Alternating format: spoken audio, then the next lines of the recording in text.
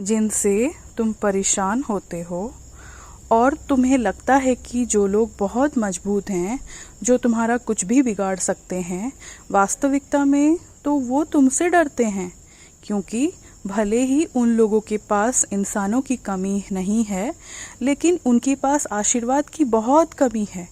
तुम्हें याद है ना, जब भगवान कृष्ण के पास दुर्योधन और अर्जुन गए थे एक साथ मदद मांगने के लिए महाभारत के युद्ध के लिए, भगवान कृष्ण ने दो तरह का मदद चुनने के लिए अर्जुन और दुर्योधन के सामने रखे और बोले, एक तरफ है मेरी नारायणी सेना और एक तरफ है मैं खुद रहूँगा मेरा, लेकिन मैं बिना अस्त्र में रहूँगा, कोई भी अस्त्र में नहीं पकड़ूंगा।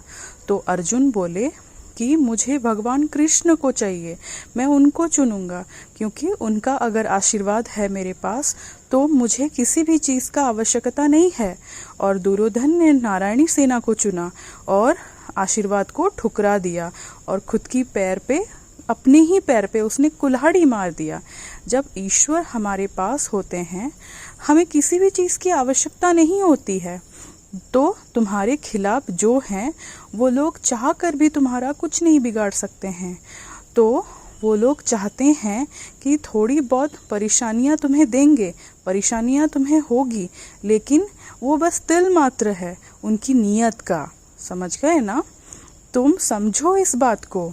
मैंने इतने ज़ोर से तुम्हारा हाथ थामा है ना कि तुम चाह कर भी अपना हाथ मेरे हाथ से छुड़वा नहीं पाओगे। तो किसी और की खींचने का तो सवाल ही नहीं उठता है।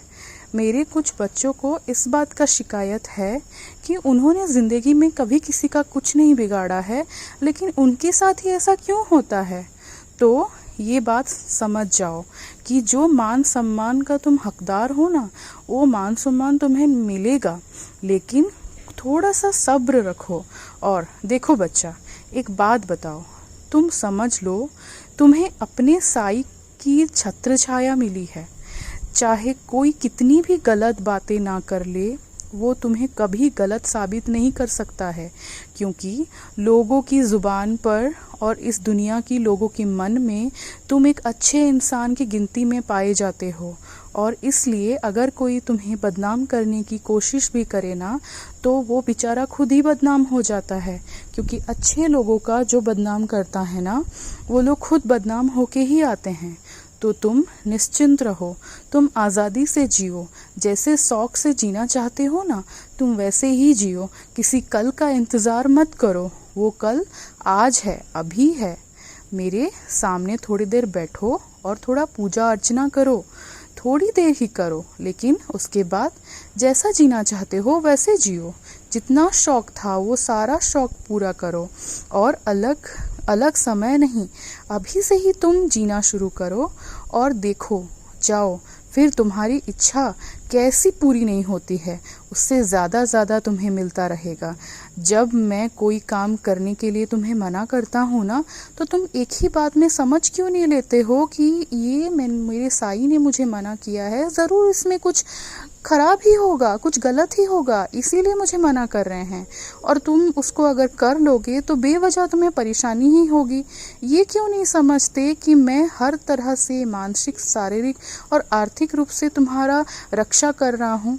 मैं नहीं चाहता कि बेफिजूल कहीं भी तुम्हारा समय, तुम्हारा शक्ति, तुम्हारा पैसे बर्बाद हो। तो जो मना किया जाए उसको बिल्कुल ही मत करो।